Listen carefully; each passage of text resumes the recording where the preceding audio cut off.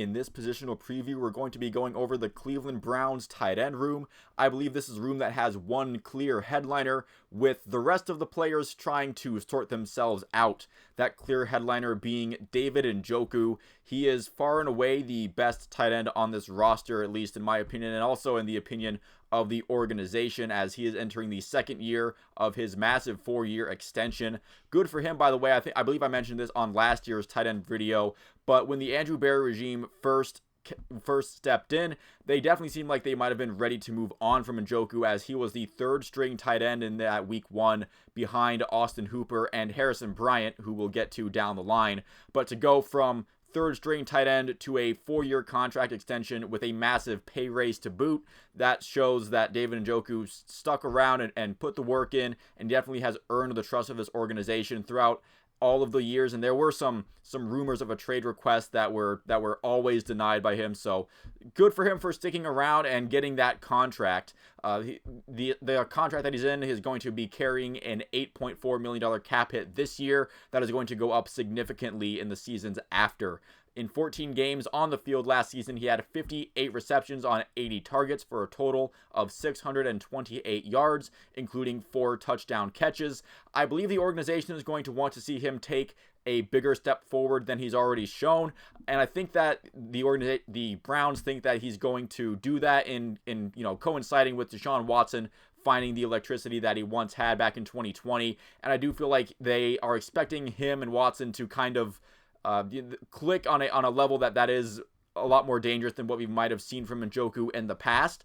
I do feel like we did see stretches last season where he was the biggest receiving threat for the Browns, and with the improvements that the Browns have made at the wide receiver position, you think that would logically create even more space for a guy like David Njoku to work the tight end position. So I don't think the question for Njoku is whether or not, I don't think the question for him is his spot on the depth chart. He's going to be the starter, tight end 1, clearly, as long as he's not hurt.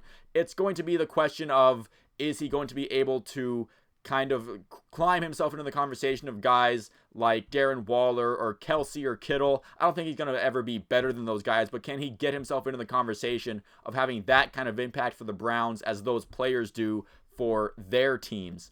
Then we're going to be moving on to a free agent acquisition in Jordan Akins. He was acquired from free agency, and he most recently played for the Houston Texans, and he has played with Deshaun Watson in the past during his time in Houston as well, so there is a bit of chemistry there. He signed a 2-year deal with a potential out clause after this season ends, so the Browns, they do foresee a possibility that maybe this move doesn't work out quite how they want it to, but they do have enough faith in him to get him on a contract on board.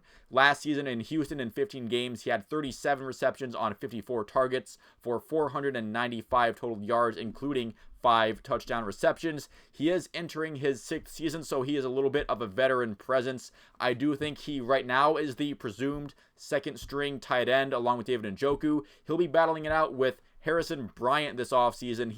Harrison Bryant is entering the final year of his rookie deal. He was drafted by the Browns out of Florida Atlantic in the 4th round. Last season, he played in all 17 games with 31 receptions, 42 targets for 239 total yards, including 1 lone touchdown catch.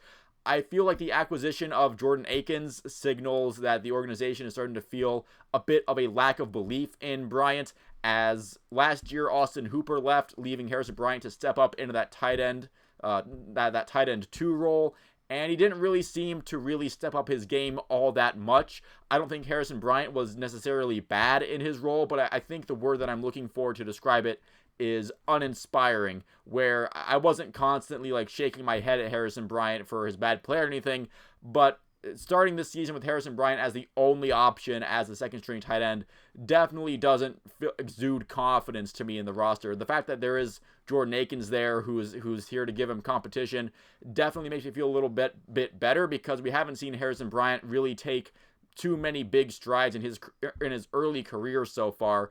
And honestly, this is going to be a make it or break it offseason, a make it or break it training camp for Harrison Bryant, And if the Browns decide that they're only going to carry 2 tight ends into the final 53-man roster, I have a sneaking suspicion that Harrison Bryant right now, it's leaning that he's going to be the odd guy out. And I don't think that would be the end of his career in the NFL, obviously. I do feel like if he is cut by the Browns, he could go somewhere else, and another team I'm sure would give him a chance given his NFL experience, and he has been a steady start, maybe not a starter, but a steady NFL experienced player. But I do feel like he hasn't quite taken the strides with the Browns that the organization would have wanted to see from him so far. And now we're going to get into some more depth players who I'd be a little bit more surprised if we're talking about them making the final roster, starting with Zaire Mitchell-Paden. He did spend last offseason in training camp with Cleveland, and he was sent to their practice squad during the regular season. And that's where I imagine he will end up once again once the roster gets cut to 53. Although if Harrison Bryant leaves and the Browns only carry 2 guys at the tight end position, I honestly don't mind him as being that first guy called up in case of an injury or something happens. I actually don't mind Mitchell-Paden coming in as a break-in case of glass kind of player, because I do feel like he did have some pretty good individual plays in training camp and in the preseason. He had some moments where you raise your eyebrows a little bit and you say, maybe this guy has a bit more than you would expect from your average undrafted rookie just in training camp. So I do feel like him on the practice squad being ready to get called up in case there is an unfortunate injury to either Njoku or Jordan Akins or Harrison Bryant if he makes the final roster. I don't think it's the worst case scenario in the world to see Zaire Mitchell-Paden getting NFL snaps. I think he could be all right. And we're going to end this video off with the final tight end on the list, Thomas Greaney, an undrafted rookie out of the University of Albany. They are an FCS school. He was first team All-CAA Conference, CAA standing for Colonial Athletic Association. In 11 games with Albany, he had 50 receptions for 693 total yards, including 9 touchdown catches. So he had a pretty nice year with Albany, but just like with Mitchell-Paden, I don't really see a clear path for him on the final 53-man roster, but that is why you actually you have training camp, you have those reps, you don't just spit out your final roster on a spreadsheet or anything. So we'll see how the tight end room shakes out. Again, I feel like it's going to be, obviously David Njoku at number 1, probably Jordan Akins making the roster as that second string tight end.